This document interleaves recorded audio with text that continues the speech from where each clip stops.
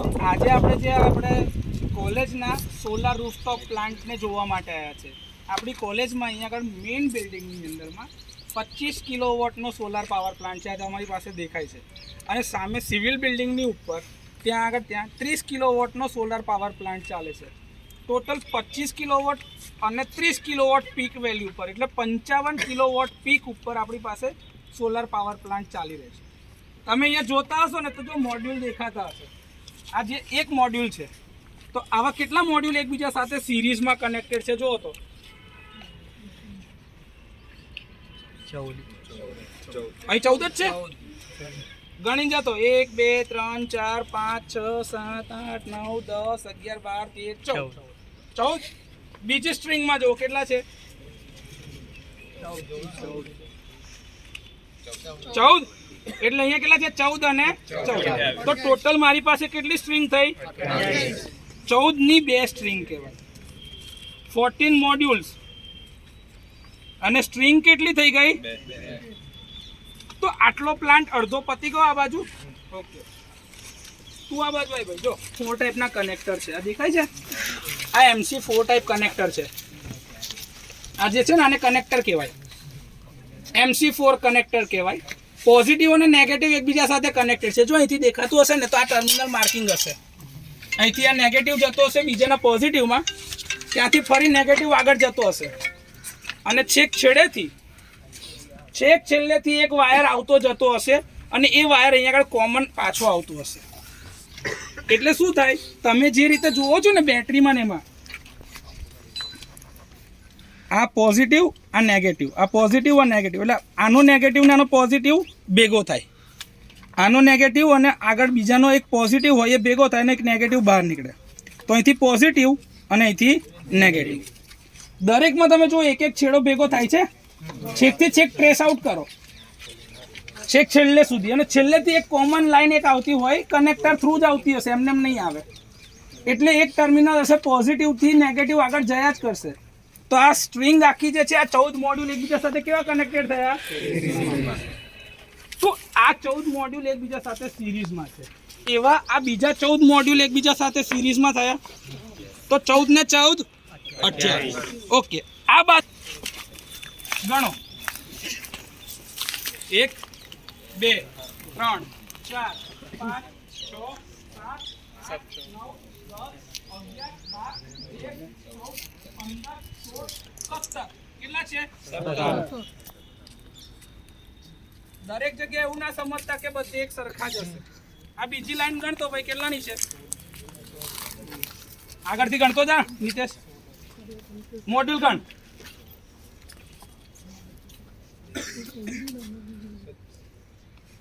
17. ત્રીજી લાઈન ગણ. 17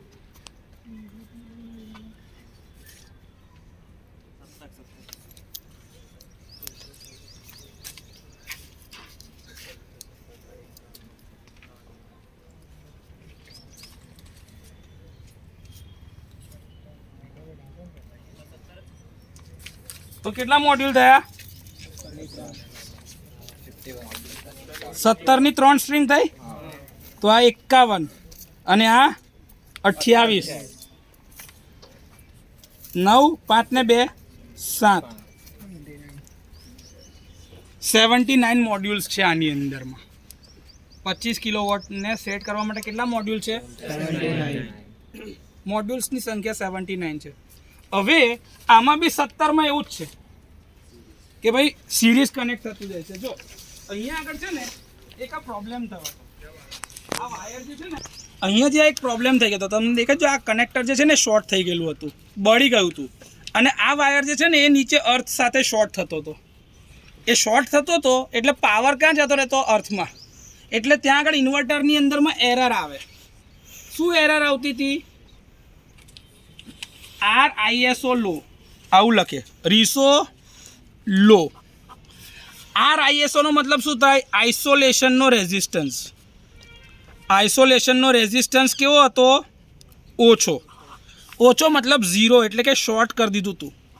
એટલે સપ્લાય જતો જ નહોતો. એટલે આ પ્લાન્ટ ભલે એના ઉપર રેડિયેશન ઇરેડિયેશન પડ્યા કરતું હોય, પણ પ્લાન્ટ કશું પ્રોડ્યુસ કરતો નથી. એટલા માટે હું આવ્યો અને બધું ચેક કર્યું ત્યારે અમને ખબર પડી કે અચ્છા અહીંયા આગળ શોર્ટિંગ થાય છે. આ બધું પ્રોજેક્ટના છોકરાઓએ ભેગા થઈને મારેલું છે. આ ક્લિપ્સ જે દેખાય છે તમને દેખાય છે વાયર સ્ટ્રીપ્સ, આ બધું પેક કરી દીધું છે એટલે વાયરો હવે ક્યાંય નીચે અડકે નહીં ને, જમીનને એવી રીતે રાખે છે કે ભાઈ કોઈ બી મેટલ પાર્ટને બી ના અડકે અને જમીનને બી ના અડકે. નહીં તો મેટલને અડકતા હોય અને આવું લીકેજ થાય ને તો અહીંયા આગળ કરંટ આવે, તો અહીંયા કરંટ આવે તો બી તમને શોક લાગી શકે છે. એ ના થાય એટલા માટે આ વ્યવસ્થા ગોઠવી છે. આના ઉપર ખાલી ઇન્સ્યુલેશનની ટેપ જ મારી છે મેં, એટલે ઇન્સ્યુલેશનની ટેપ મારીને આને કરી દીધું તો પ્લાન્ટ પાછો વર્કિંગ કન્ડિશનમાં આવી ગયો. આવા નાના નાના મેન્ટેનન્સ જે છે ને, ઇલેક્ટ્રિકલના બેસિક કન્સેપ્ટ જાણતા હોય તો એની મેથડ તમે જાતે કરી શકો છો, જેવું અમે કર્યું. આના માટે મારે કોઈ ટેકનિશિયનને બોલાવવાની જરૂર નથી. ઓકે, હવે એવું થાય કે સર આપણે આ 17 મોડ્યુલને સિરીઝમાં કેમ લગાડ્યા? સિરીઝમાં વધારે કરંટ ના, સિરીઝમાં કરંટ તો સેમ જ રહે ભાઈ, સિરીઝમાં કરંટ સેમ જ રહે, કરંટ તો પેરેલલમાં બદલાય છે ને. હવે જે તમને ડેટા શીટમાં કીધું હતું કે આપણા મોડ્યુલ કયું છે, TEL24P315 મોડ્યુલ છે. આ તમારું ટોપ્સન એનર્જીઝ લિમિટેડનું આ મોડ્યુલ છે TEL24P315. તો એની અંદરમાં એના VMPP કેટલા છે? 37 અને કરંટ કેટલો છે? 8.5. એનો VOC કેટલો છે? 45. ISC કેટલા છે? 9.10. ક્લિયર? ઓકે. હવે જો ગણતરીમાં જોઈએ તો આપણા VMPP કેટલા છે? 37 વોલ્ટ. અને IMPP કેટલા છે? એટલે કે ભાઈ મેક્સિમમ પીક પાવર પરનો કરંટ કેટલો છે? 8.50 એમ્પિયર. ઓપન સર્કિટના વોલ્ટેજ VOC કેટલા છે? 45.0 વોલ્ટ. અને કરંટ કેટલો છે? ISC 9.10 ampere. હવે જો સમજો કે મારા 37 વોલ્ટ છે એક મોડ્યુલના, કેટલા? એક. એની જોડે બીજા એક મોડ્યુલના સિરીઝમાં લગાડે તો વોલ્ટેજનો શું થશે? સરવાળો, એડિશન. ઓકે, તો મારા ટોટલ અહીંયા આગળ 17 મોડ્યુલ છે અને અહીંયા 14 મોડ્યુલ છે, તો 14 ગુણ્યા 37 વોલ્ટ અને 17 ગુણ્યા 37 વોલ્ટ. ચાલો 14 ગુણ્યા 37 કરો, કેટલા વોલ્ટેજ આવે છે? 518.0 વોલ્ટ. અને 17 ગુણ્યા 37 કરો, 629 વોલ્ટ થયું. હવે એવું જ કરંટ માટે જુઓ તો કરંટ કેટલો હતો? 8.50. એવી કેટલી સ્ટ્રિંગ છે? 2. તો આનો કરંટ કેટલો થાય? 8.50 વત્તા 8.50 એટલે 17 એમ્પિયર. અને પેલાનો કરંટ કેટલો થયો? 8.50 ગુણ્યા 3 કેટલા? 25.5 એમ્પિયર. કરંટનો શું થઈ જાય સરવાળો?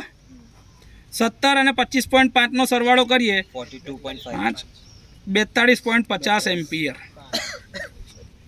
આ તો સાદો સરવાળો તમે કરો છો એક જ, પણ આવી અરેન્જમેન્ટ કેમ કરી છે કે સર એક બાજુ 17ના 3 મોડ્યુલ રાખ્યા છે અને એક બાજુ 14ના 2 સિરીઝમાં રાખ્યા. આટલું બધું અલગ અલગ કેમ કર્યું? તો એનો જવાબ છે ઇન્વર્ટર. તમારું જે ગ્રીડ ટાઈડ ઇન્વર્ટર છે ને, એની અંદરમાં એક ફેસિલિટી છે જેમાં લખ્યું છે 2 MPPT ફેસિલિટી. કેટલી? મેક્સિમમ પાવર પોઈન્ટ 2 ફેસિલિટી છે. મેક્સિમમ પાવર પોઈન્ટ અવેલેબલ એટલે કે તમે આ જે કનેક્શન કરો ને એને કોઈ બી 2 કોમ્બિનેશનમાં સેટ કરી શકો. કેટલા? તો તમારો જે આ પ્લાન્ટની કેપેસિટીમાં ઇન્વર્ટરમાં છે એમાં છે ને આ એક ફેસિલિટી આપેલી છે 2 MPPT ફેસિલિટી. એટલે કે તમારો મેક્સિમમ પાવર પોઈન્ટ ટ્રેકિંગ જે આવશે એને તમે 2 અલગ અલગ સંદર્ભમાં, મતલબ 2 અલગ અલગ કોમ્બિનેશનમાં સેટ કરી શકશો. Okay, clear? અહીં સુધી કોઈ doubt?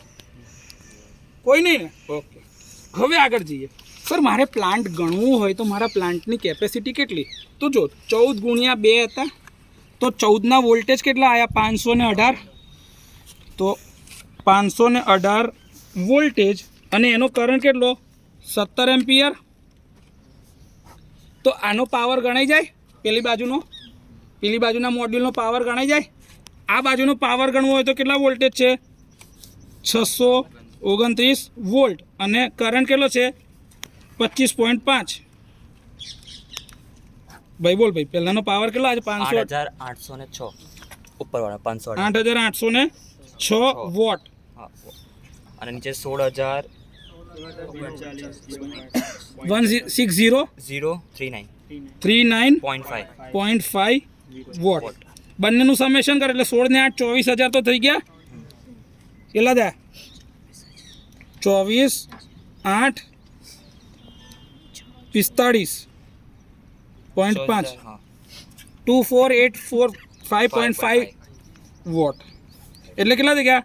24.84 watt peak, kilowatt peak. એકાદ મોડ્યુલ એટલા માટે કેમ કે બેલેન્સ નહીં થતું એટલા માટે મૂક્યું નથી. પણ જો એને તમે 80 મોડ્યુલ એક્ઝેક્ટ કરો, કેમ કે આ 79 મોડ્યુલ્સનો પ્લાન્ટ છે, એને આ રીતે 2 અલગ અલગ MPPTમાં સેટ કર્યા છે. પણ જો તમારે સેટ કરવાના હોય, કેમ કે આમાં શું થયું છે ખબર છે કે પ્રાઇસ, એક મોડ્યુલનો ખર્ચ એ પોસાતો નહીં હોય તો એ કેસમાં શું થાય કે ભાઈ પ્લાન્ટની કેપેસિટી નિયર અબાઉટ રાખીને, કેમ કે સરકારમાં શું થશે, તમે કોટેશન આપ્યું હોય એ જ ટાઈમે થોડી પ્લાન્ટ બની જશે. એના માટે સેન્કશન થઈને ઉપરથી ગ્રાન્ટ મંજૂર થઈને આવે ને ત્યારે નાખવાનું થાય, તો ત્યાં લગીનમાં પ્લાન્ટના આ પેનલનો ભાવ નહીં બદલાય, મટીરિયલનો ભાવ નહીં બદલાય, સ્ટ્રક્ચરનો ભાવ, મજૂરી બધું બદલાશે કે નહીં? એ બદલાતું હોય તો હવે એની અંદર જે ફરક પડ્યો હોય એના લીધે થઈને કદાચ આ કારણથી એ લોકોએ એક મોડ્યુલ ઓછું લગાવ્યું હશે. પણ અત્યારે બી આ બેલેન્સ કન્ડિશનમાં ચાલે છે. પણ તમે કહેશો ને સર એક બાજુ 629 વોલ્ટ ને એક બાજુ 518 વોલ્ટ, ચાલે આવું?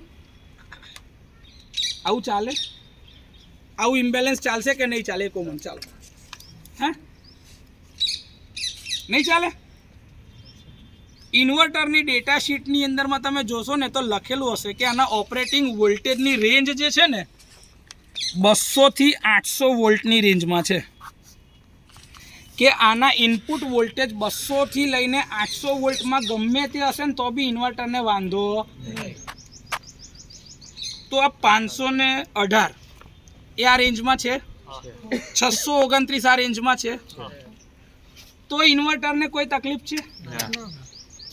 એને તો શું જોવું છે કે ભાઈ 200 થી 800 વોલ્ટમાં આવવું જોઈએ. સર આવું કેમ ઇન્વર્ટરમાં રેન્જ માંગે છે? કેમ ફિક્સ ના આવે? કેમ ફિક્સ વેલ્યુના વોલ્ટેજ કાં તો કરંટની કિંમત ના લઈ શકાય? એમાં કેમ રેન્જમાં આપે એવું વોલ્ટેજ ઇનપુટ તરીકે? એક્ઝેક્ટલી. જો હાર્દિકનો જવાબ બરોબર છે, કોઈક વાર વધારે જનરેટ થાય, કોઈક વાર ઓછું. યાદ કરો કે સોલાર પાવર પ્રોડ્યુસ કરવા માટે 2 પેરામીટર જવાબદાર છે. એમાં એક કયું? ટેમ્પરેચર, અને બીજું ઇરેડિયેશન. કેટલા ઇનપુટ જરૂરી છે? Temperature, irradiation. હવે ટેમ્પરેચર અને ઇરેડિયેશન બંનેમાં મેં તમને કીધું કે આપણે જોઈ છે, આપણે એની કેરેક્ટરિસ્ટિક બી જોઈ કે ભાઈ તાપમાન વધે તો કરંટ વધે પણ વોલ્ટેજ. ઇન્ડિયાની અંદરમાં ભરૂચની લોકાલિટી પર તમને ખબર છે કે ભાઈ કેટલું તાપમાન રહેશે? શિયાળાનું તાપમાન અલગ હોય, ઉનાળાનું તાપમાન અલગ, ચોમાસાનું અલગ, સન ટાઈમ બી અલગ અલગ છે. ઉનાળાની અંદરમાં સવારે 5:30 પોણા 6 ની આજુબાજુથી સૂર્યોદય થઈ જાય તે સાંજે 7 વાગ્યા સુધી લગભગ રહેતો હોય છે સૂરજ પ્રકાશ, હા કે ના? શિયાળામાં એવું થાય છે લગભગ પોણા 7 ની આજુબાજુથી ચાલુ થતું હોય અને સાંજે 5:30 પોણા 6 લગીન જ ગણાય. પછી ઇન્સોલેશનની વેલ્યુ ઓછી થતી જાય એટલે સૂરજ પ્રકાશ ઓછો થતો જાય તો પેનલ બહુ કામ કરે એટલે પાવર બહુ પ્રોડ્યુસ કરે નહીં. ચોમાસાની અંદર અમુક વાર વાદળછાયું વાતાવરણ હોય સાહેબ, અમુક વાર વરસાદ બી હોય, અમુક વાર 2 દિવસ લાગીને સાહેબ સૂરજ જ ના દેખાય, કાં તો અમુક વાર દેખાય તો ખાલી બપોરે 3 કે 4 કલાક માટે હોય. આ બધી જ વસ્તુને ધ્યાન પર લેવામાં આવે જેને કહેવામાં છે ડે ઓફ ઓટોનોમી. ઓટોનોમીનો મતલબ શું છે ખબર કે આટલા સમય દરમિયાનમાં અવેલેબલ નહીં હોતો. તો આ એનાલિસિસ જ્યારે તમે સોફ્ટવેરથી કરતા હોય તો તમે શું કરો છો? એવરેજ વેલ્યુ લઈ લો છો કે સાહેબ સૂરજ જે છે ને એ સવારના 6 થી સાંજના 6 લગીને જ અવેલેબલ છે. કાં તો સવારના 7 થી સાંજના 6 લગીને જ અવેલેબલ છે. તમે શું લઈ લીધું? એવરેજ ફિક્સ કરી દીધી કે સાહેબ મારો સન પાથ જે હશે કે મારો સૂરજ પ્રકાશ જે હશે એ સવારના 6 થી 6 AM ટુ 6 PM. તો કેટલા કલાક થઈ ગયા ટોટલ? 12 કલાક. 12 કલાક છે. આખા દિવસના કેટલા કલાક? 24. ઓકે સર, એટલે મને એટલી ખબર પડી ગઈ કે મારો આ જે પ્લાન્ટ છે એ 50% ચાલુ ને 50% 12 કલાક ચાલુ, 12 કલાક સીધો હિસાબ છે ને આ પ્રમાણમાં. તો સર હવે તકલીફ એ થાય કે સવારના 12 કલાક ચાલે છે તારે પાવર પ્રોડ્યુસ થઈ રહ્યો છે, પણ સાંજના 12 કલાકનું શું? ત્યારે લોડ કેવી રીતે ફૂલફિલ થાય? જો આપણે એકલું સોલાર જ રાખ્યું હોત તો, આપણે ગ્રીડ જોડે કનેક્ટ ના હોત, એટલે કે ડિસ્ટ્રીબ્યુશન કંપની જોડેથી જો આપણે પાવર ના લેતા હોઈએ તો રાત્રે આપણે કશું ચલાવી શકીએ ખરા? અને કદાચ જો આટલું જ સોલાર તમે લગાડ્યું હોત તો બધો લોડ ફૂલફિલ થઈ શકે ખરો ભવિષ્યને ધ્યાનમાં લઈને? કેમ કે આપણે જો આડેધડ તો કંઈ સોલાર લગાડ્યું નથી. મેં તમને આગળ બી વાત કરી હતી કે ભાઈ સોલાર લગાવવા માટે આપણે થોડા પેરામીટરને ધ્યાન પર લીધેલા હતા. ખબર, આપણે 2011થી લઈને 2015 સુધીની 2011થી લઈને 2015 સુધીના એ 5 વર્ષનો આખો ડેટા કાઢ્યો તો બિલનો.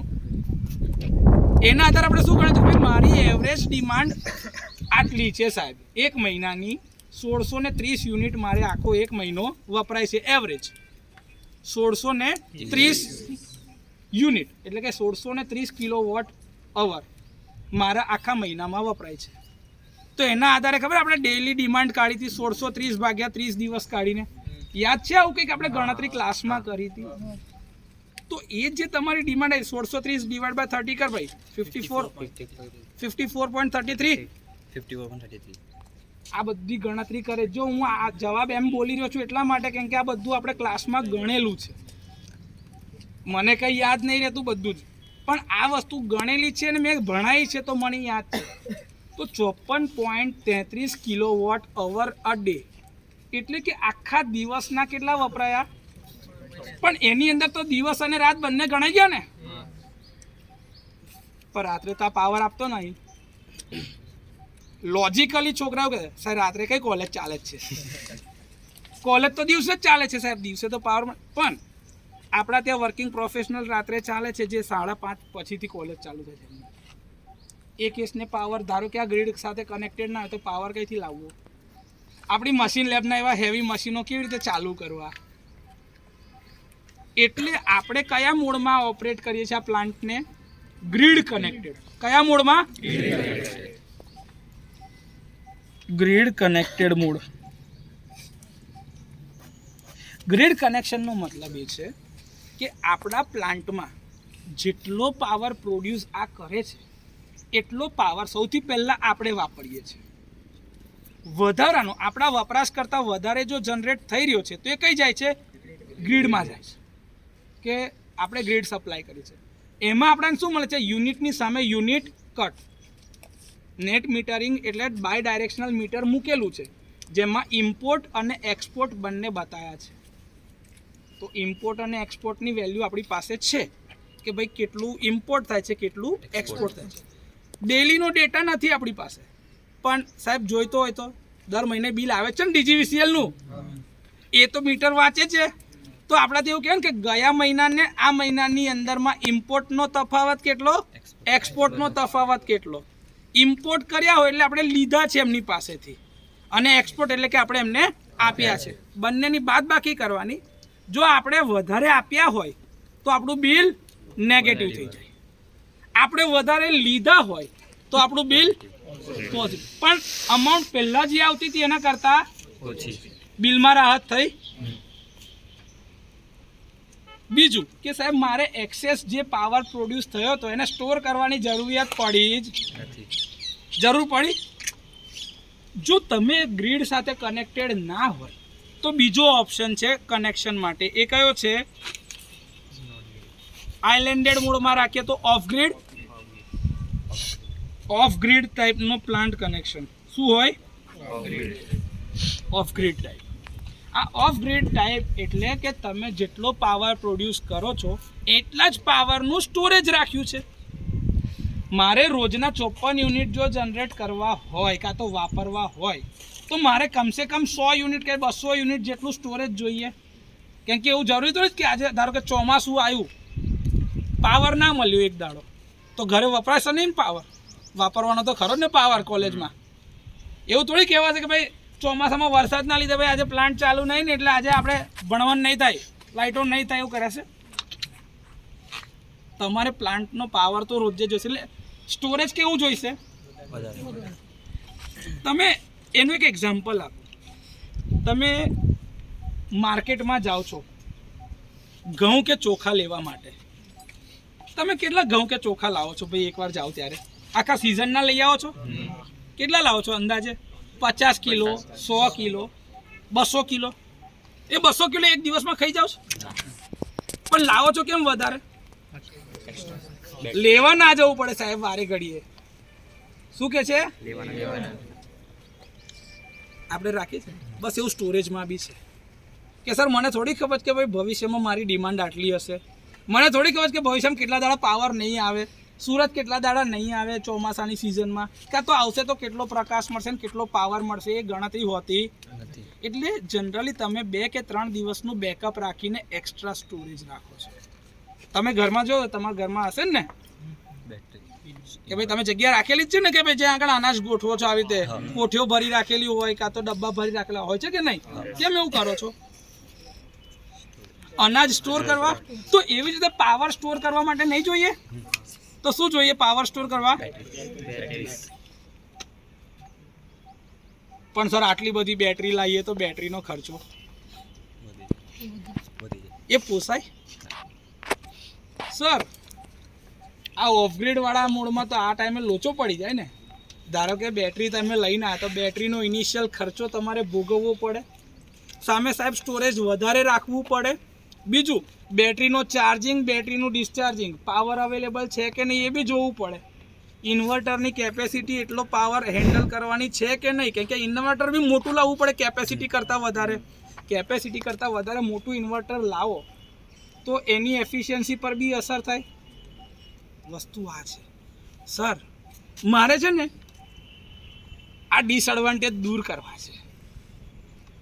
શરૂઆતમાં પૈસા સાહેબ નીકળી જશે મારાથી, પણ ભાઈ આ પ્રોબ્લેમ જે લાઇટો જતી રહ્યા છે તે છે ના રહે ને, એના માટે શું કરાય? તો ત્રીજો એક મોડ છે હાઇબ્રિડ. શું છે? Hybrid mode. હાઇબ્રિડ મોડમાં એવું છે કે ગ્રીડ કનેક્શન બી રહે અને બેટરી બી ચાર્જ થાય. વધારે પાવર હોય તો બેટરી ચાર્જ થતી જાય, બેટરીમાં જાય, અને જ્યારે ગ્રીડ પાવર અવેલેબલ ના હોય ત્યારે બેટરીથી પાવર આવતો જાય.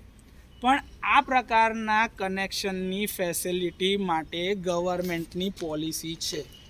તમે આડેધડ તમારા ઘરે હાઇબ્રિડ પાવર પ્લાન્ટ ચાલુ કરી શકો નહીં. આને ગ્રીડ સાથે કનેક્ટ કરવો હોય આ પ્લાન્ટ તો એના માટેના નિયમ છે.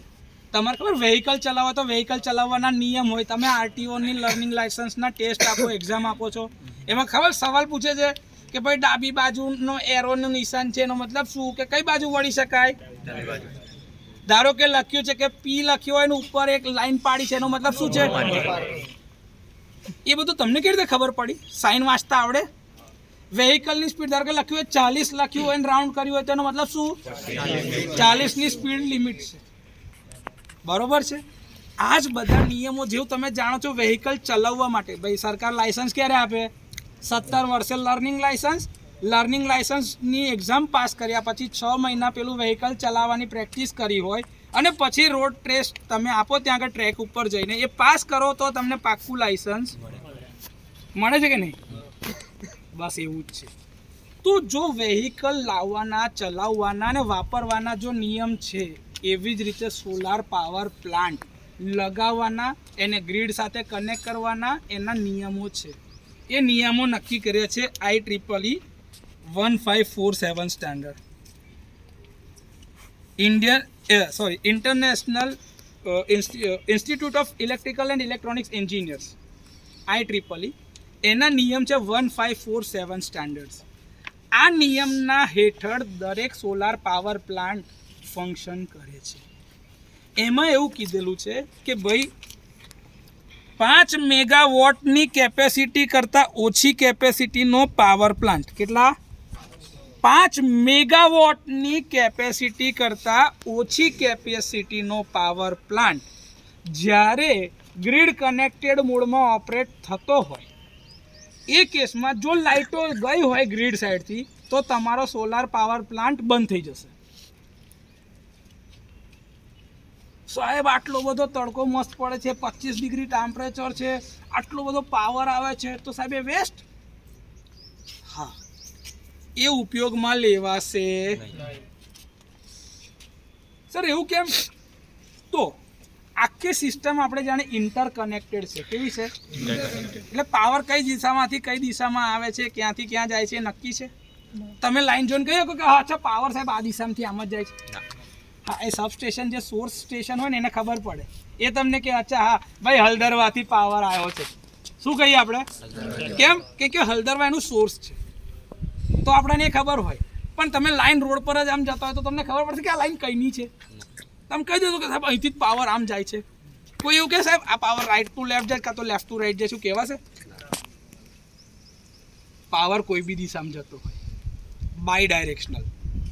કેમ કે આપણે શું કરીએ છીએ, આપણો પાવર આપણે બી ગ્રીડમાં મોકલીએ છીએ અને ગ્રીડનો પાવર આપણે લઈએ છીએ. તો જેવું આપણો પાવર પ્લાન્ટ છે એવું આખા ભરૂચમાં બધે નહીં હોય. એવું આખા ભરૂચમાં બધે નહીં હોય. તો દરેકના ઘરે હવે પાવર જે પહેલાં કઈથી આવતો હતો કે ભાઈ ડિસ્ટ્રીબ્યુશન કંપનીના એક ટ્રાન્સફોર્મરમાંથી બધાના ઘેર જે ફીડરમાંથી આવતો હતો, હવે ફીડરમાં પાવર પાછો બી જાય છે ઊંધો. તો પહેલાં જે પાવર રેડિયલ ફીડરથી આવતો હતો સીધો ખબર આપણે ભણ્યા હતા ને distribution utilization of electrical power સબ્જેક્ટમાં કે પાવર કેવો હોય? રેડિયલ. જીઈબીમાંથી 11 કેવીના ફીડરમાં આવે આપણે ટ્રાન્સફોર્મરમાં, ત્યાંથી ડિસ્ટ્રીબ્યુશનમાં 230 વોલ્ટ અથવા તો 415 વોલ્ટ 3 ફેઝમાં સિંગલ ફેઝ પેલામાં 230 હોય તો, અને આ હોય તો 415 વોલ્ટ 3 ફેઝમાં 50 હર્ટ્ઝના એસી સપ્લાયનો પાવર કઈ જતો હોય? આપણા ઘેર. બરોબર છે ને?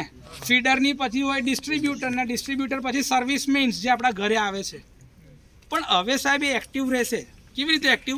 કે સાહેબ પહેલાં જે ખાલી આપતો તો પાવર, હવે આપણે ઊંધો આપીએ છીએ. એટલે ભાઈ મારી પાસે વધારે પાવર છે, તું લઈ જા.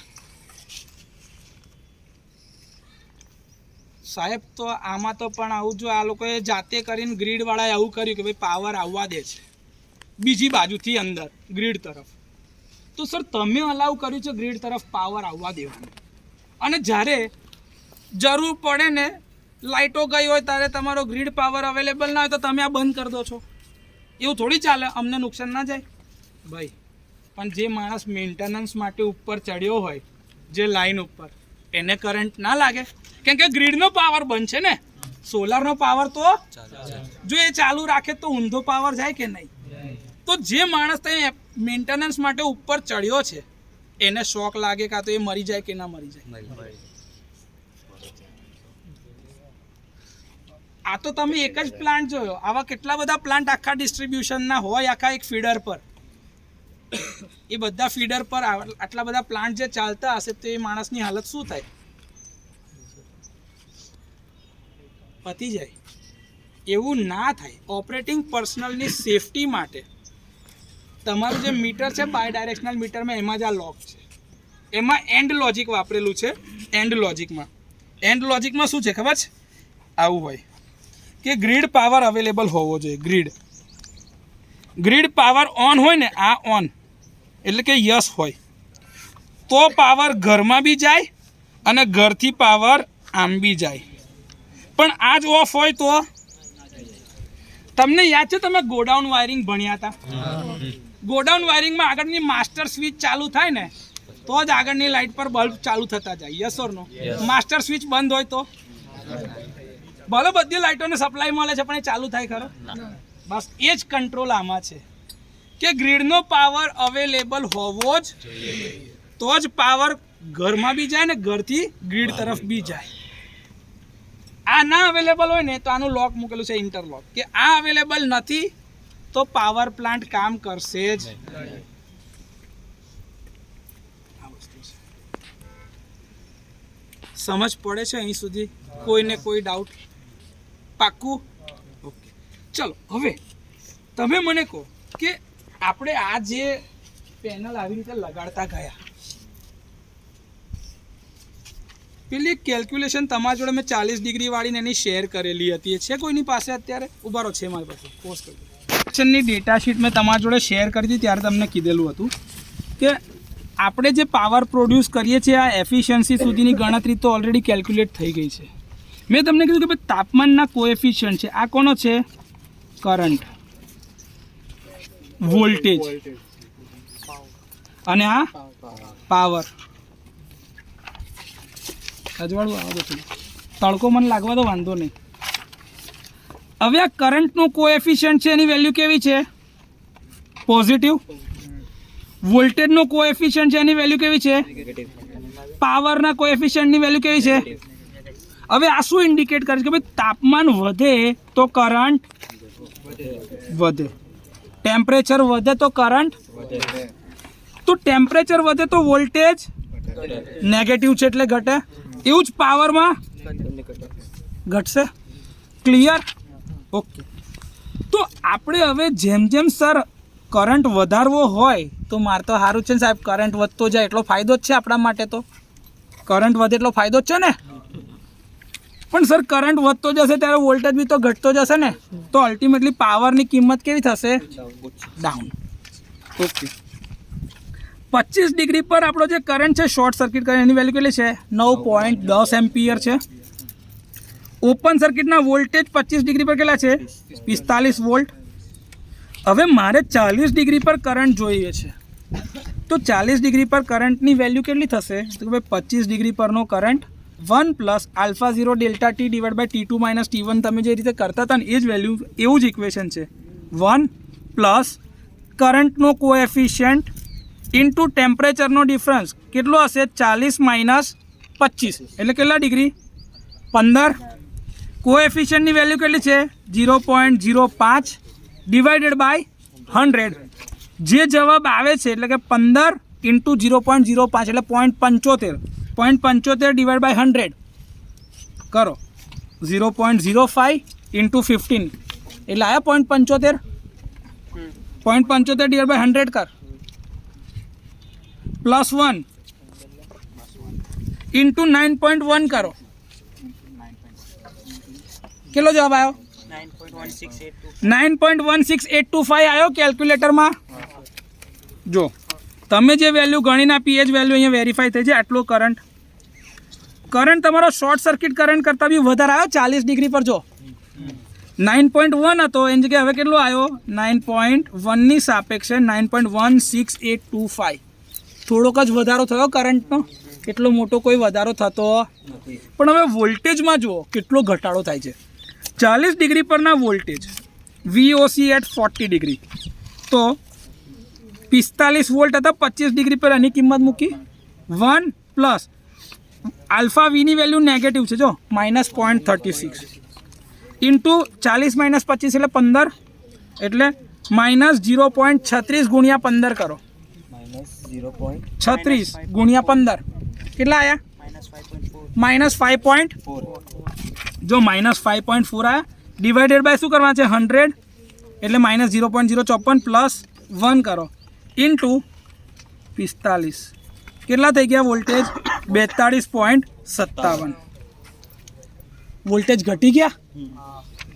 કરંટમાં થોડોક જ વધારો હતો પણ વોલ્ટેજ ઘટી ગયા. પાવર સાદી રીતે ગણવો હોય ને તો તમે આ બંનેનો ગુણાકાર બી કરી દો. 9.16825 ઇન્ટુ 42.570 ઇન્ટુ 42.570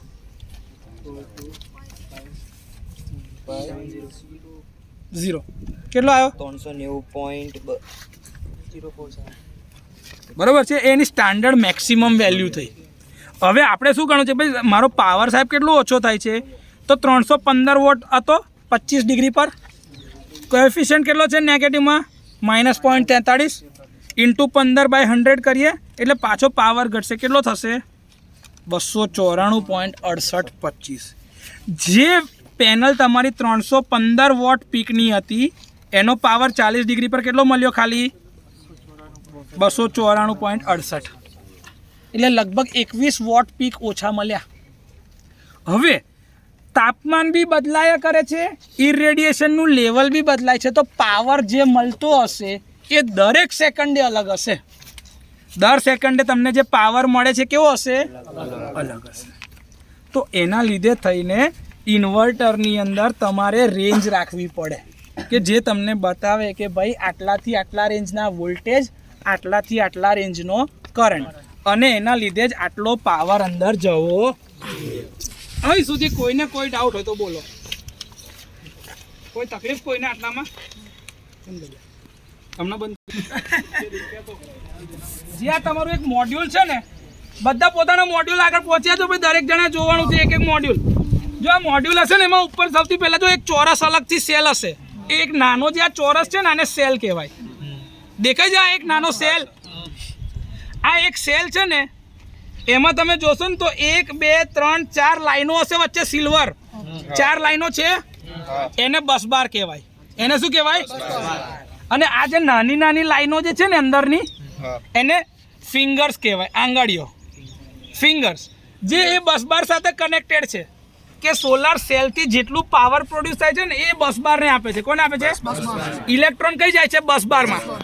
બસમાંથી એક ઇલેક્ટ્રોન જો ઉપરનો ભાગ જે છે ને એમાં જો આ નીચેથી કનેક્ટેડ હશે, જો બીજો સિલ્વર જે હશે ને એ નીચેથી કનેક્ટેડ હશે, એક જે નીચેથી કનેક્ટેડ હશે. જો દરેક વખતે એક સેલથી બીજા સેલનું કનેક્શન નીચેથી જ આવતું હશે. જોજો શોલ્ડર થયેલું હોય, કેમ કે પી અને એન આવું હોય, P type N type, P type N type, P type N ટાઈપમાં. એટલે પોઝિટિવ નેગેટિવનું સિરીઝ કનેક્શન બનાવ્યું. કેટલું? સિરીઝ. કેટલા સેલ છે? 1 2 3 4 5 6 7 8 9 10 11 ને 12 સેલ એકબીજા સાથે કેવા થયા? સિરીઝ. હવે જો અહીંયા આગળ છેલ્લે આવશો ને તમે, છેલ્લે તો છેલ્લે એક આ એક સ્ટ્રીપ ભેગી થતી હશે બસ બારની. દેખાય અહીંયા આગળ બસ બારમાં ભેગું થાય છેલ્લે નીચે, ત્યાંથી પછી બીજા બાજુમાં જો નીચેથી જ જતું હશે, જાય છે નીચેથી જ, તો એ કેટલા થશે? પાછા બીજા 12 બસ બાર, 12 સેલ આવશે સિરીઝમાં. એવી રીતે બીજા 12, ફરી 12, 12, 12. આવી રીતે તમારા સેલ કનેક્ટેડ છે. ટોટલ કેટલા સેલ છે તમારા? 72.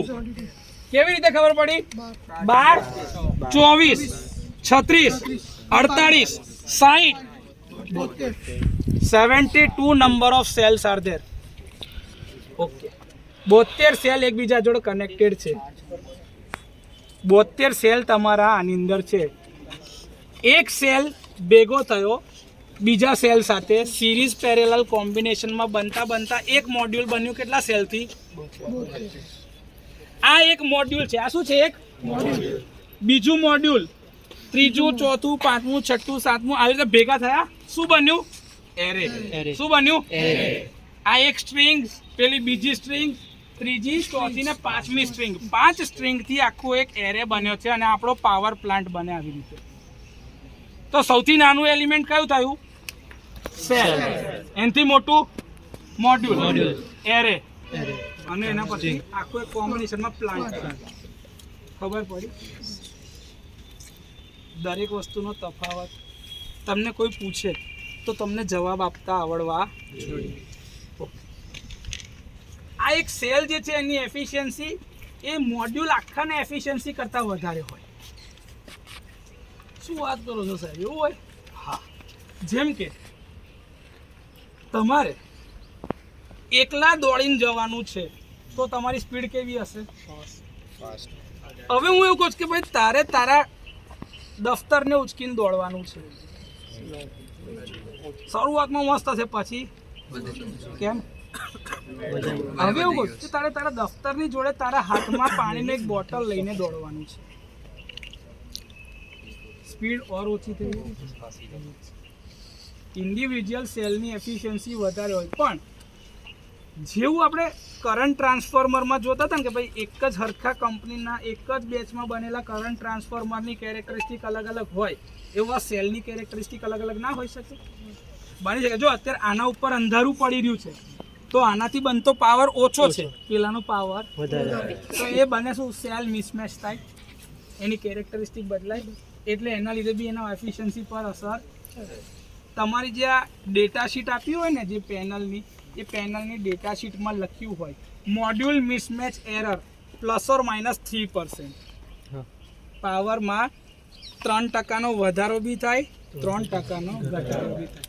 એ વોલ્ટેજ માટે બી હોય, કરંટ માટે બી હોય અને પાવર માટે બી.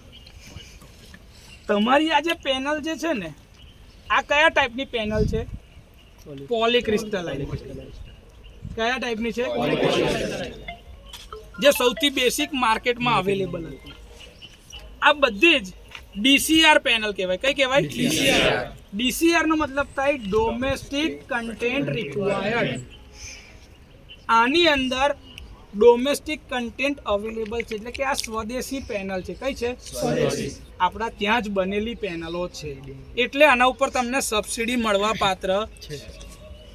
આના સિવાય બીજી બી હોય નોન ડીસીઆર પેનલ. કઈ હોય?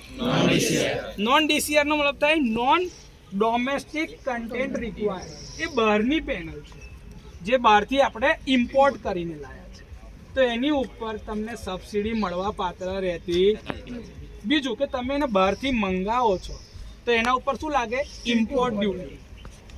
જે ટેક્સ લાગે એ ટેક્સ કોને ભરવાના છે? આપણે.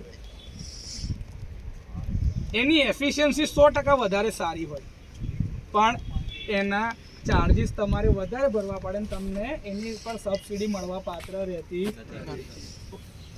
સર, તો એ પેનલો લગાવાય આપણાથી? લગાવાય. નોન ડીસીઆર પેનલો લગાવાય.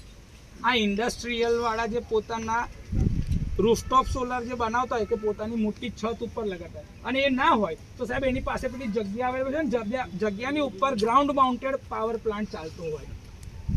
એની કેપેસિટી શરૂઆત થાય 1 મેગાવોટ. કેટલાથી? 1 મેગાવોટ.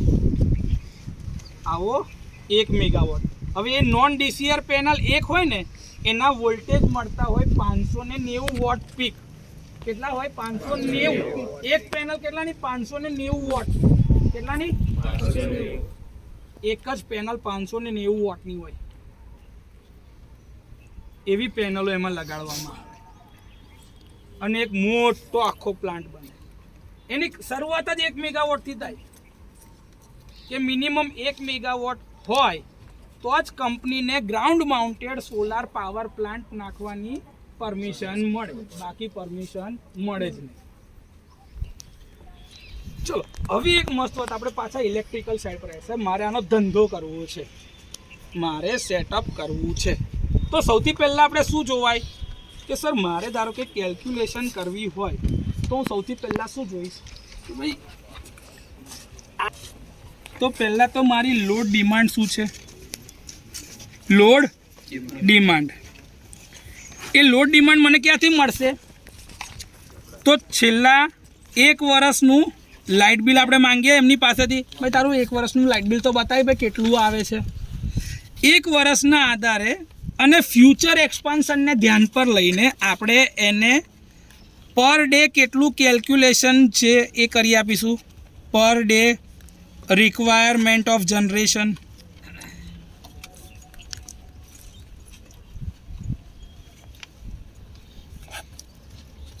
સૌથી પહેલાં આપણે આ વસ્તુ શોધીને આપીશું કે ભાઈ તારી રિક્વાયરમેન્ટ આટલી છે, રોજે તારે આટલો પાવર તો જોઈશે. તો તમે એના કરતાં થોડું વધારવાળી કેપેસિટીવાળો જ પ્લાન્ટ માટે કહેશો. ઓકે, તમે કેપેસિટી તો એને કહી દીધી કે ભાઈ તારે ધારો કે 10 કિલોવોટનો પ્લાન્ટ જોઈશે. કેટલો? 10 કિલોવોટનો પ્લાન્ટ જોઈએ જ કોઈને રેસિડેન્શિયલમાં. હવે એના પછીથી સવાલ આવે કે ચાલ 10 કિલોવોટનો પ્લાન્ટ તો નાખવો છે, પણ તારી પાસે કેટલી સ્પેસ અવેલેબલ છે? છત ઉપર સ્પેસ કેટલી અવેલેબલ છે? એટલે એરિયા જોઈશે. એરિયા એના આધારે નક્કી કરીશું કે ભાઈ તારે કેવી પેનલ લગાડી શકાય.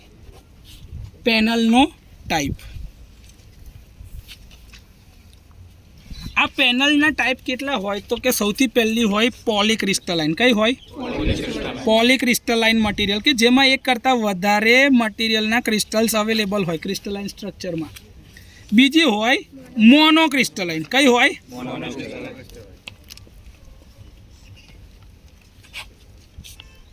આના પછીથી આવી નવી એક પેનલ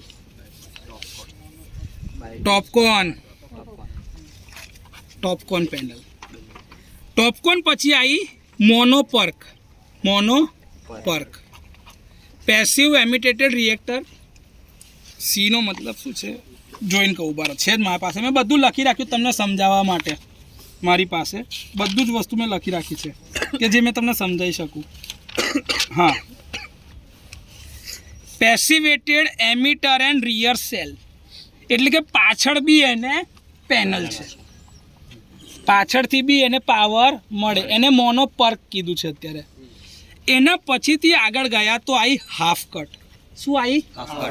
જે આ 72 સેલ હતા ને તમારા, એને મેં અડધા કરી નાખ્યા, વચ્ચેથી શું કરી નાખ્યા? કટ. તો ટોટલ નંબર ઓફ સેલ કેટલા થઈ ગયા? હવે ડબલ. વચ્ચેથી કટ કરું, પેનલ તો એવી એટલી જ ને, પણ હવે સેલ કેટલા? ડબલ. એટલે સેલની સંખ્યા શું થઈ ગઈ? ડબલ. હવે શું થશે ખબર છે કે આના લીધે તમે સરકડી છે ને, સરકડી જો પેલી સરકડી લઈ આવી, જા એક્ઝામ્પલ બતાવો. આની સ્ટ્રેન્થ ઓછી, પણ હવે આ બે ભેગી થાય તો હાફ કટની અંદરમાં એની સ્ટ્રેન્થ શું થઈ ગઈ? સૌથી પહેલું એડવાન્ટેજ, સ્ટ્રેન્થ વધી ગઈ, ફિઝિકલી રોબસ્ટ.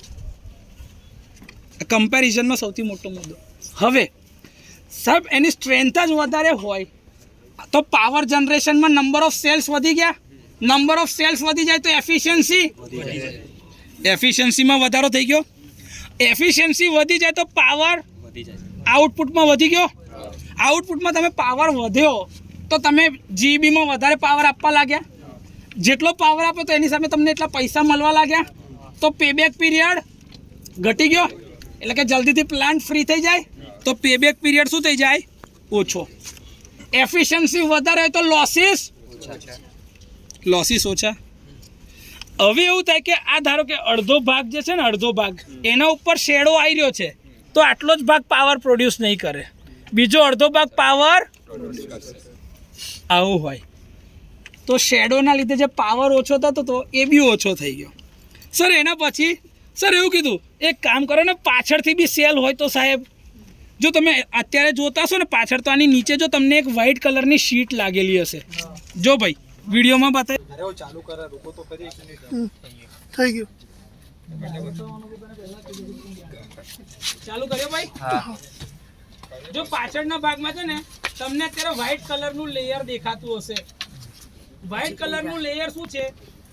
ઇન્સ્યુલેશન. એટલે ઇન્સ્યુલેશન આપે છે કે કોઈ પાવર પ્રોડ્યુસ કરતો તો એની જગ્યાએ શું કર્યું ખબર છે કે આ સેલ જે હતા ને તો ટ્રાન્સપરન્ટ જ છે, તો એની ઉપર જે આવો ગ્લાસ મૂક્યો ને એવો જ ગ્લાસ નીચે ઈવી, એનો મતલબ થાય છે ઇથિલિન વિનાઇલ એસિટેટ. શું થાય? એ ઇન્સ્યુલેશન આપે છે કે ભાઈ તમે આને અડકો તો બી તમને કરંટ લાગે અને આ સેલની પ્રોપર્ટીને બી ડેમેજ થાય. આ ઇથિલિન વિનાઇલ એસિટેટ કેવું હોય ખબર છે? તમે મેળામાં ગયા તો મેળામાં તો પેલો ખબર કિચન પર નામ લખીને આલે ને પછી ખબર તમને કહે લો લઈ જાઓ, અને એની ઉપર એક ખબર આવું ચોપડીને આપે વાર્નિશ, જે લિક્વિડ જેવું હોય ને એ પછી સોલિડ થઈ જાય, વાર્નિશ હોય. તો તમે આખું કિચન ભલે તૂટી જાય પણ તમારું નામ અંદર ખરાબ થાય. એવું જ હોય આ ઈવીએ શીટ, કે ગમે તેટલું ટેમ્પરેચર એના પર પડે ને પણ એની અંદરની પ્રોપર્ટી એ બગડવા દેશે જ. એ ઈવીએ શીટ જે છે ને એ -80 ડિગ્રીથી લઈને 120 ડિગ્રી પોઝિટિવનું ટેમ્પરેચર છે ને તઈ લગીની સહન શક્તિ ધરાવતી હોય. અને આ ઈવીએ શીટ જતી હોય ને ત્યારે ઓવનની અંદરમાં આને જવા દે, સેલની ઉપર લગાડે એટલે એકદમ ચોંટી જ જાય, મેલ્ટ થઈ જાય. કેમ કે તાપમાન, ઓવનનું તાપમાન જ એટલું ઊંચું હોય, એ ડાયરેક્ટ સેલની ઉપર ચોંટી જ જાય. એટલે સેલની અંદરની પ્રોપર્ટીને ડેમેજ થવા દે. હવે જે પાવર પ્રોડ્યુસ કરતો તો એ 10 બારની સાથે લાગી ગયું છે એને તમે કશું થવા દીધું નથી, એની પ્રોપર્ટી એવી ને એવી છે. પછી તમે એને નીચેથી અડકો કે ઉપરથી અડકો, કરંટ લાગે ખરો? ઇન્સ્યુલેશન છે યાર, એટલે લાગે. ઓકે, એના લીધે શું થયું ખબર છે? હવે બાયફેશિયલ એટલે નીચેથી બી પાવર પ્રોડ્યુસ થાય. તો જે પાવર ત્યાં પેલી પેનલ પર આવ્યો હોય એ રિફ્લેક્ટ થઈને નીચે આ છત ઉપર જાય, એ છત ઉપરથી બી પાછો પેલાની ઉપર પેનલ પર જાય. તો આગળથી બી પાવર પ્રોડ્યુસ થતો તો એવો પાછળથી બી પાવર પ્રોડ્યુસ થાય. પણ એના માટે કન્ડિશન કેવી જોઈએ કે છત જે છે તમારી કેવી જોઈએ? ટ્રાન્સપેરન્ટ. કેવી જોઈએ? કાચની બનાવાશે છત તો તે બનાવાય. તો શું કરાય સાહેબ? અમે ભણ્યા છે વિજ્ઞાનમાં કે સફેદ કલર જે છે એ પૂરેપૂરો પરાવર્તક હોય, હા કે ના? અને કાળો કલર હોય એ પૂરેપૂરું શોષક હોય. મારે શું કરવું છે? પરાવર્તન કરવું છે. તો મારી છત કેવી જોઈએ? વ્હાઈટ. તો એટલે જો આ તમારી છત કેવી છે? તો આ જ જગ્યા પર મારે આ પ્લાન્ટની કેપેસિટી વધારવી હોય અને મારે આ પેનલ રિફ્લેક્ટ ચેન્જ કરવી હોય તો મેં કઈ પેનલ નાખી શકું? લગાડી શકું બાયફેશિયલ. તો મારે નંબર ઓફ મોડ્યુલ હવે જોઈતા હશે કેટલા થઈ જશે? ઓછા. અત્યારે 79 મોડ્યુલ છે, એના કરતાં જોઈશે કેટલા? ઓછા. હા કે ના? કેમ કે હવે તો એક મોડ્યુલની કેપેસિટી બી વધારે છે ને. એક જ મોડ્યુલ સાહેબ 550 વોટ 600 વોટ પીક માર્કેટમાં વારીને આ બધી જે સોલર પેનલની કંપની છે, ક્રેસેન્ટ કરીને કંપનીમાં મેં પોતે વિઝિટ કરી છે, આખી મેન્યુફેક્ચરિંગ ફેસિલિટી મેં જાતે જોઈ છે. એ લોકો એક જ મોડ્યુલ 703 વોટ પીકનું બનાવે છે. આના કરતાં ડબલ કેપેસિટી કરતાં બી વધારે.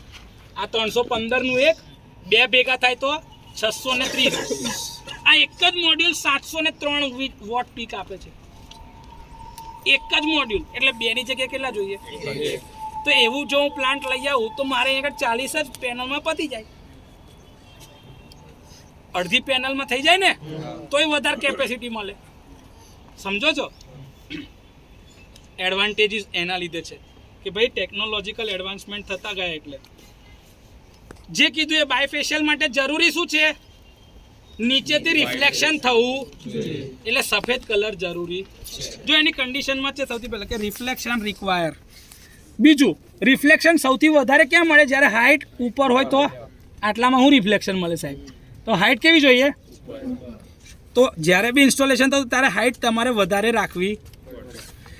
ઇન્સ્ટોલેશનની મેથડ જે છે એની અંદરમાં તમારે નોર્મલ જે હોય મોનોફેશિયલ એના કરતાં થોડું ઉપર લઈ જવું પડે, જેથી કરીને નીચેનું પરાવર્તન થઈને બી તમને પાવર વધારે મળે. સવાલ એ થાય ને સર કેટલો પાવર વધારે મળે? કેટલો પાવર વધારે મળે? 15 થી 20% પાવર વધારે મળે. કેટલો મળે? એટલે ધારો કે તમારો 100 વોટ પીક, આમ ધારો કે કહે ને કે ભાઈ આપણે 1 મેગાવોટનો પ્લાન્ટ છે. કેટલાનો છે? 1 મેગાવોટ એટલે કે 1000 કિલોવોટ થયા. 1000 કિલોવોટનો પાવરનો પ્લાન્ટ છે. તો એના 10 થી 15% તમને વધારે મળે, 10 to 15%. તો કેટલું વધુ? 10 કિલોવોટથી 15 કિલોવોટ પાવર રોજનો વધારે મળે છે. 10 થી 15 કિલોવોટ પાવર રોજનો વધારે મળે. 10 કિલોવોટ માટે એટલે ભાઈ 10 કિલોવોટ આખો એક મહિનો ગણ તો 30 દિવસમાં ગણે 10 કિલોવોટ વધારે, 300 કિલોવોટ વધારે આવ્યા.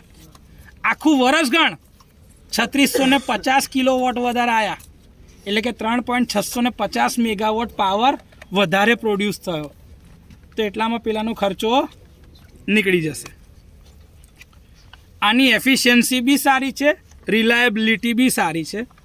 પણ ધારો કેવું થાય સાહેબ મોડ્યુલ વચ્ચેથી એકમાં ખરાબ થઈ ગયું તો સાહેબ બે બાજુનું નુકસાન જાય, કેમ કે બે બાજુથી પાવર બનતો હતો ને. આમાં તો રિલાયબિલિટી અને એફિશિયન્સીની કમ્પેરિઝનની અંદરમાં થોડુંક જોવા જેવું છે. આમાં એક કામ કરો ને સાહેબ, એનાથી આગળ જઈએ તો hetero junction technology, HJT panel કહેવાય. શું કહેવાય? HJT panel. એની અંદરમાં લેયર 1 જે હોય એ એમોર્ફસ સિલિકોન, એટલે કે એકદમ પેલી પાથરી દેવાય એવી જ હોય, એકદમ ફ્લેક્સિબલ. તમે જોઈ છે થિન ફિલ્મ ટાઈપની સિલિકોન પેનલ્સ? એ બધી ફ્યુચર ટેકનોલોજી છે. એક જ સિલિકોન મટીરિયલનું હોય ને ઉપર નીચે એમોર્ફસ મટીરિયલ પાથરેલું હોય. આ HJT પેનલ બને કે કે જેની એફિશિયન્સી અત્યારે સૌથી વધારે આપણી પાસે છે 23.89%, 23.89% એફિશિયન્સી સાથે. અને એક મોડ્યુલ કેટલું બને છે? 741.456 વોટ પીક અવેલેબલ છે આ અત્યારે માર્કેટમાં. 741.456 વોટ પીક આટલી કેપેસિટીનું. એનાથી આગળ જઈએ તો માર્કેટમાં ચાલતી હતી ટોપકોન સોલર પેનલ. કઈ? ટોપકોનનું નામ છે tunnel oxide passivated contact technology. Tunnel oxide diode જે છે એ જ ટેકનોલોજી પર કામ કરતી ટોપકોન સોલાર પેનલ છે, જેનાથી એફિશિયન્સીમાં વધારે મળે. એનાથી આગળ ગયા તો એન ટાઈપ એટલે કે નેગેટિવ ટાઈપ ટોપકોન પેનલ્સ આવી. પછી આવી ફ્લેક્સિબલ સોલાર પેનલ. સાહેબ પાથરી જ દેવાની પેનલ, પાથરી જ દેવાની. નદી નાળા પર બી તમારે તળાવમાં નાખી દે તો તળાવમાં બી તમે નાખી દો ચાલે, તો તળાવમાં બી ચાલે. હા, ફ્લેક્સિબલ જ છે. તમે પેલી કેવું યોગા મેટ પાથરો છો, બસ એ મેટ પાથરો ને એવી જોઈએ ફ્લેક્સિબલ. ઈચ્છા થાય તો વારીને નીકળી જવાનું, ઈચ્છા થાય ત્યારે નાખી દેવાની, સિમ્પલ. એના પરથી તમે ચાલતા જાઓ ને તોય નુકસાન નહીં થાય. એના પરથી તમે ચાલતા જાઓ તો બી નુકસાન ના થાય. એટલી મસ્ત હોય, એટલી એફિશિયન્ટ ને એટલી જોરદાર. એનાથી આગળ એડવાન્સ કન્સેપ્ટ છે સાહેબ, બિલ્ડિંગ ઇન્ટિગ્રેટેડ ફોટોવોલ્ટાઇક, BIPV. આપણી જે આ ટ્રાન્સપરન્ટ જો દેખાય પેલી વિન્ડો જો સામે જો પેલું 7X વાળું જો, એની દેખાય બધી બારીઓ કેવી છે? કાચની છે. ત્યાં આગળ હું કાચની જગ્યાએ શું કરું ખબર? Solar panel. બિલ્ડિંગ પર બધે સોલાર પેનલ નાખી દઉં છું. એ જેટલો ગ્લાસનો ભાગ છે ને આગળનો એ, તો એને કહેવાય building integrated photovoltaic solar panels, BIPV. એનાથી આગળ જઈએ તો સાહેબ એગ્રોવોલ્ટેક સોલાર પેનલ. ખેડૂત જે છે ને એ ડાયરેક્ટ પોતાને ત્યાં આગળ જ આવી પાથરીને પોતાને ત્યાં આગળ જ પાવર પ્લાન્ટ પ્રોડ્યુસ કરે તો એગ્રોવોલ્ટેક. કે સાહેબ એમાંય મારી જમીનમાં કશું ઉગતું નહીં, ગમે તેટલું ખાતર નાખવું કે ગમે તેટલું પાણી પાઉં, કોઈ પાવર આવતું નથી, કાં તો કોઈ પાક નીકળતો નહીં. એની જગ્યાએ શું કર્યું સાહેબ? પેનલ નાખી દીધી. ખેડૂતો અત્યારે સૌથી વધારે આ કરી રહ્યા છે. કંપનીઓવાળા જોડે પોતાની જમીન લીઝ ઉપર આપે કે ભાડે વાપરજા, તારે જે બી પાવર બને તારે આટલા રૂપિયા મને આપવાના છે. એનો પાવર પ્લાન્ટ તે ચાલતો હોય, એનું રિબેટ એને મળે બિલમાં. આ કન્સેપ્ટ છે અત્યારે. તો તમારા ઘરેથી તમારા ખેતરમાં જો કોઈ પાક ના થતો હોય તો તમે 1 મેગાવોટ 2 મેગાવોટનો સોલાર પાવર પ્લાન્ટ ચાલુ કરી શકો છો. એ પણ એની ગાઈડલાઈન છે. હા, આડેધડ ચાલુ થાય. હા, એના નિયમો છે. જ્યારે 4થું ચેપ્ટર આપણું આવશે ને, સોલાર પાવર પ્લાન્ટ ઇન્સ્ટોલેશન માટેની જે રિન્યુએબલ માટે જે ગાઈડલાઇન્સ છે, જે નિયમો છે, જે યોજનાઓ છે, એમાં કયા ફાયદા મળે છે, બધું હું સમજાવીશ. એ બધું હું તમને શીખવાડીશ એ ત્યારે.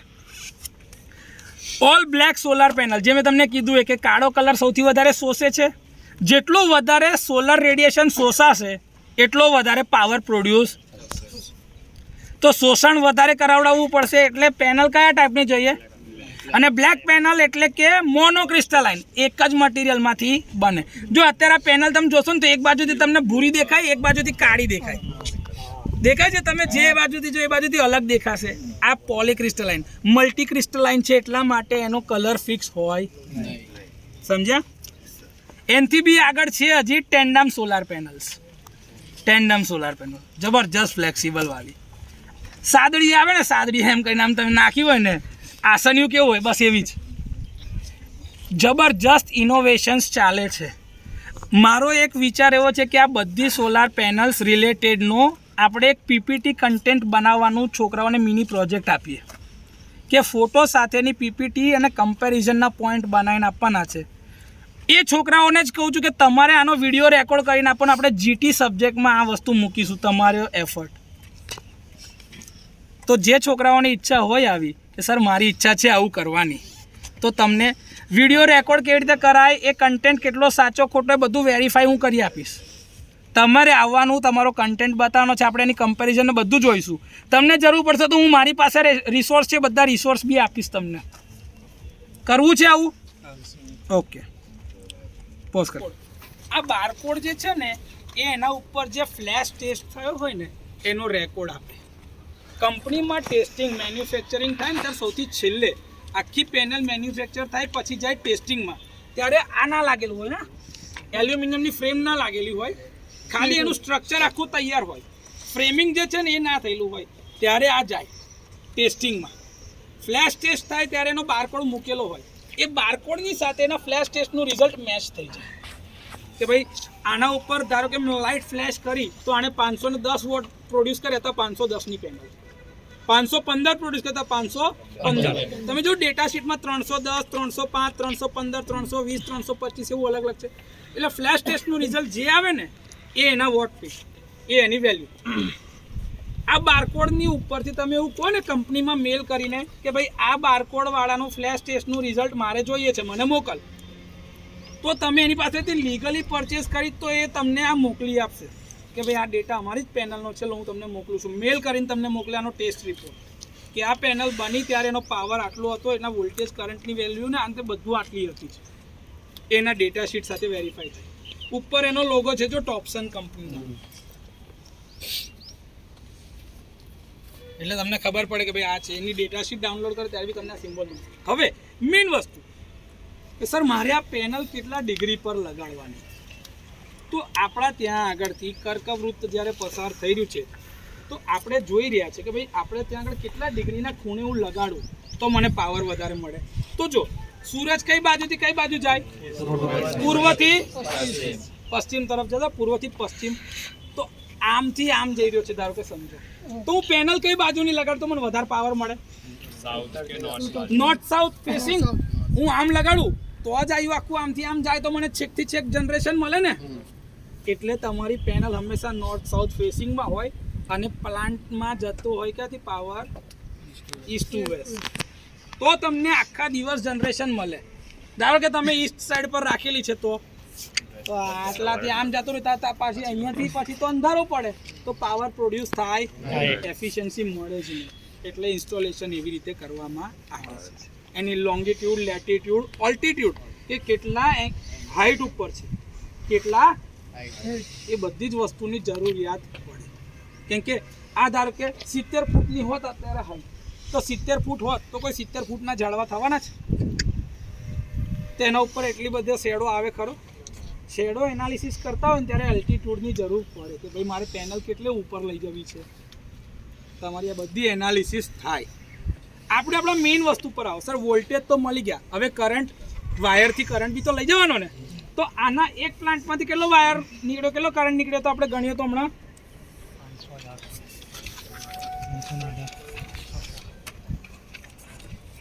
જો તમે કરંટ ગણેલો હતો ને 25.5 એમ્પિયર ટોટલ, 3 પેલી બાજુનો અને આ બાજુનો બેવનો થઈને.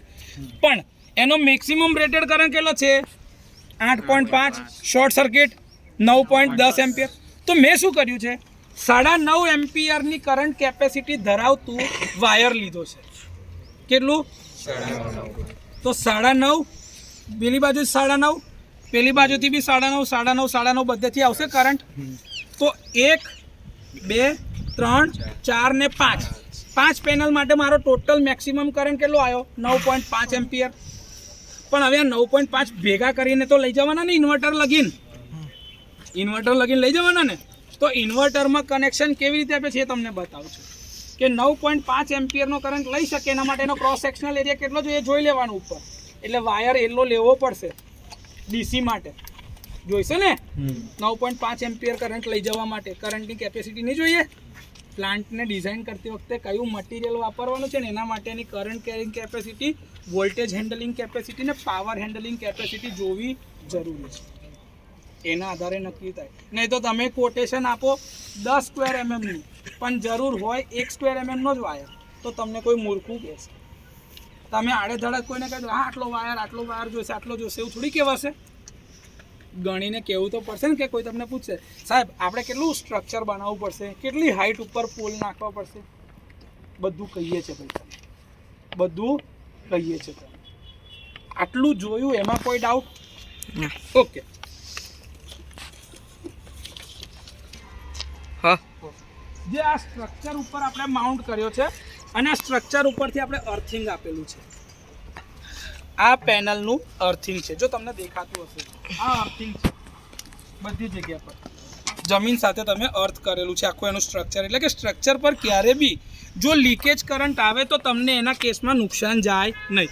હવે આ જે બધા કરંટ જે આ અલગ અલગ જગ્યાથી વોલ્ટેજ અને કરંટના લીધે પાવર આવે છે, તો આ એક સ્ટ્રિંગમાંથી જો વાયર આવે છે, જે દેખાય છે તમને, આ કનેક્ટરના વાયર તમને દેખાય છે કે આ મેઇન પેનલમાં આવ્યા, જો અહીંયાથી અંદર ગયા, 2 વાયર અહીંથી આવ્યા, એટલે કે આ પ્લાન્ટના વાયર અહીંથી આવ્યા, પેલા પ્લાન્ટના વાયરો ત્યાંથી આવ્યા, આ પ્લાન્ટના વાયરો અહીંથી જાય છે આની અંદર, દેખાય છે. આ કન્ટિન્યુઅસલી જો તમે જોશો ને તો બધાના વાયર અહીંયા આગળથી પ્લાન્ટમાં ભેગા થતા આવ્યા અહીંયા સુધી.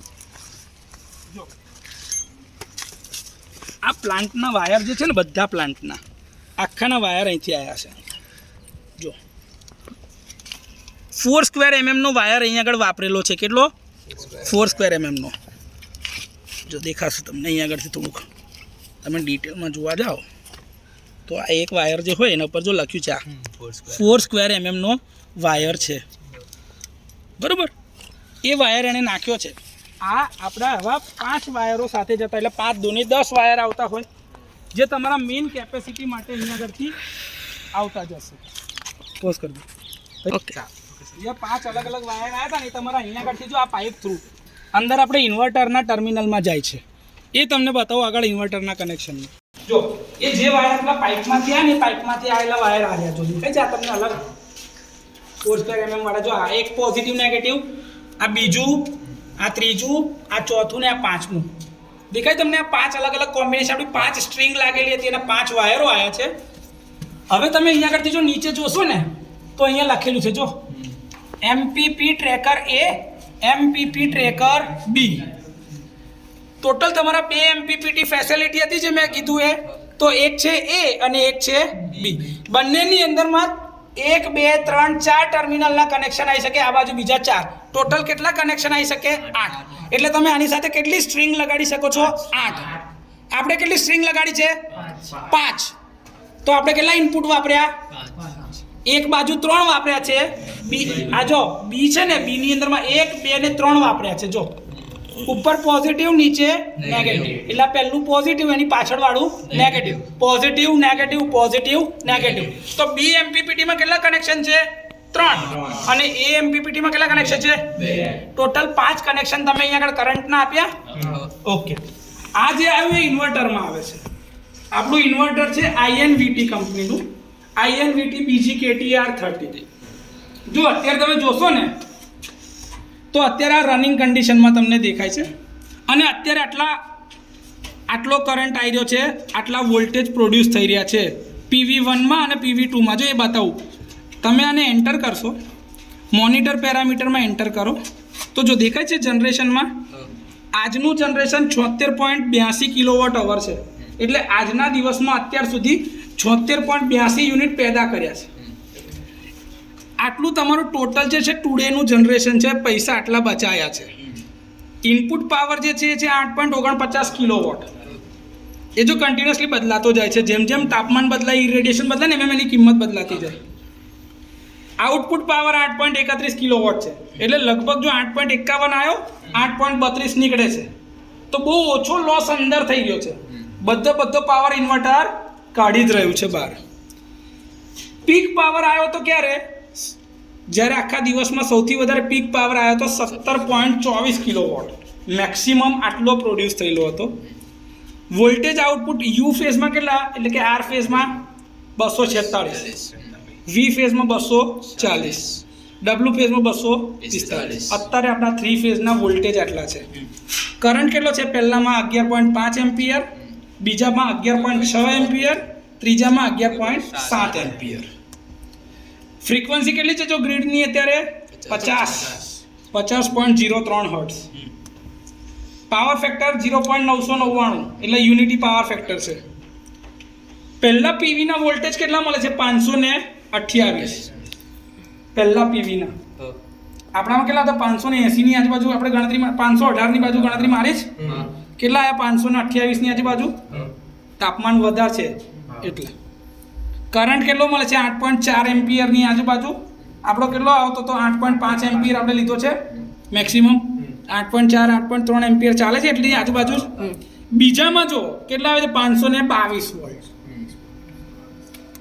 એના ટાઈમનો કરંટ 7.6 7.7 એમ્પિયર. એટલે બે અલગ અલગ પીક, એક MPPT 1 માં છે, એક MPPT 2 માં છે. RISO આઇસોલેશનનો રેઝિસ્ટન્સ ઓછો છે 0.14 મેગા ઓમ, એટલે કે કોઈ જગ્યાએ શોર્ટ સર્કિટ થયું નથી, એટલે પ્લાન્ટ કન્ટિન્યુઅસલી ચાલુ હાલતમાં છે. જો અહીંયા આગળ આવું પેલું શોર્ટ થયેલું ને ત્યાં અહીંયા શું લખેલું RISO લો, LOW. લીકેજ કરંટ કેટલો છે 14.6 મિલી એમ્પિયર લીકેજ કરંટ એનો. પહેલાનું તાપમાન કેટલું છે, પહેલી સ્ટ્રિંગનું 45.7 ડિગ્રી, બીજી સ્ટ્રિંગમાં કેટલું છે 46.7 ડિગ્રી. ટોટલ અત્યાર લગીને કેટલો પાવર પ્રોડ્યુસ કર્યો છે તો કે 1,46,458.75 યુનિટ અત્યાર સુધી. કેટલા કલાક ચાલ્યું છે 27,647.4 કલાક અત્યાર લગીન છેકથી છેક ચાલ્યું છે. એમાં આજની તારીખ 23/1/2025, આજનો સમય અત્યારે આટલા. પાવર ઓન કેટલા વાગે થયેલું હતું 5:53:05. રનિંગ ટાઈમ કેટલો છે તો કે 6:10:22 ચાલુ છે ફૂલ્લી ફંક્શનિંગ હાલતમાં. પીક ટાઈમ કેટલા વાગે હતું કે 11:37:49 મેક્સિમમ પાવર પ્રોડ્યુસ કર્યો હતો આણે. આજે ઓફ તો કે હજી ઓફ થયું નથી. છેલ્લે ઓફ તો કે રાત્રે 12 વાગે બંધ થયેલું હતું, એ જ છે જ નહીં. આમાંથી બહાર નીકળો, તમે આ સ્ટેટિસ્ટિક્સમાં જશો ને તો એમાં ટુડે છે, આજના ડેટા. આજે કેટલો પાવર પ્રોડ્યુસ કરે છે 77.29 યુનિટ. પીક પાવર હતો 17.14. 11:37:49 આટલો પાવર મળ્યો. આટલું આપણે બચાવ્યું છે. આટલું કાર્બન ડાયોક્સાઇડ આજે બચાવી લીધો કે 77.12 કિલો કાર્બન ડાયોક્સાઇડ આપણે વાતાવરણમાં જતો બચાવ્યો છે. એટલે પૃથ્વીને થતું નુકસાન બચાવ્યું છે. આ તો આજનું છે. તમારે એનો લાઈફ ટાઈમનો ડેટા જોવો હોય તો લાઈફ ટાઈમમાં જો 17.17 ટન કાર્બન ડાયોક્સાઇડ વાતાવરણમાં જતો આપણે અટકાયો છે આ એક જ પ્લાન્ટથી. અને ઉર્જા કેટલી પેદા કરી છે ટોટલ 1,46,459.02 કિલોવોટ અવર. આટલી બધી ઉર્જા આપણે પ્રોડ્યુસ કરી છે અને આટલો કાર્બન ડાયોક્સાઇડ વાતાવરણમાં જતો અટકાયો છે. સમજ્યા? આટલા કલાક ચાલ્યું છે 27,647.5. આટલા કલાક આ સોલાર પાવર પ્લાન્ટ ચાલેલો છે. જો કોઈ ફોલ્ટ છેલ્લે દેખાયો નથી. આ ફોલ્ટની સિસ્ટમની ઇન્ફોર્મેશન જોઈતી હોય તો ભાઈ એનો પાર્ટ નંબર કયો છે IMR BG25 KTR. એનો સિરિયલ નંબર જોઈતો તો એનો સિરિયલ નંબર આ દેખાશે પાર્ટનો. તમારે એમાં સોફ્ટવેરનું વર્ઝન જોઈએ તો સોફ્ટવેર વર્ઝન 1 ને વર્ઝન 2 મૂકેલા જ છે, બધાના વર્ઝન મૂકેલા હોય. RS-485 પ્રોટોકોલ શેનું છે, ઇન્ટરનેટ પર આ લોકો ઓનલાઈન આપણું જનરેશન મોનિટર કરે છે. ટોપસન કંપનીના લીધે જેડામાં જે કનેક્શન આપ્યું હશે એ GNL સર્ટિફિકેટ કોણે આપ્યું તો કે GUVNL આપણે આપ્યું છે. રનિંગ પેરામીટર તો કે યુવીના વોલ્ટેજ કેટલા છે 175 વોલ્ટ ફેઝ વેલ્યુમાં છે. યુવીનો ટાઈમ કેટલો ટાઈમ છે 200 મિલીસેકન્ડ. 0 વોલ્ટ ક્યારે થયું છે AC 0 વોલ્ટ જ્યારે થાય phase voltage 285. 0 volt time 200 millisecond fix કરી રાખેલી છે. ફ્રીક્વન્સી 45. આ કોની ફ્રીક્વન્સી છે જોજો ACUF ફ્રીક્વન્સી જે છે આ તમારી ગ્રીડ ફ્રીક્વન્સી નથી. હા, એનો ટાઈમ 200 મિલીસેકન્ડ્સમાંથી રાખેલો છે. એ જ છે દેખાય છે. આ OF ફ્રીક્વન્સી UF બધાની છે. Reset time islanded on off. Grid loss જે છે અત્યારે ડિસેબલ કરે. તમે એનેબલ કરો તો ગ્રીડમાં કેટલો લોસ થાય છે ને તમને બતાવે, તો એ કરવાની જરૂર નથી. Restart time. Low voltage ride ક્યારે આવ્યું છે, લો વોલ્ટ રાઇડ થ્રુ એ આપણે બંધ રાખેલું છે. આ પ્રોટેક્શન છે આનું. નહીં તો શું થાય ખબર છે કે લો વોલ્ટેજ હોય એક સિંગલ ફેઝિંગ થયેલું હોય તો બી આ ચાલુ રહે તો આના પેરામીટરને નુકસાન થઈ શકે. એવું ના થાય. જો એનો સનપાથ છે કે સૂરજ ક્યારથી ક્યારે તમને 11:37 આ પીક પોઈન્ટ પર હતો. દેખાય પીક વેલ્યુ ત્યારે 11:37 હતું. આવી રીતે આ પાવર પ્રોડ્યુસ કરે છે.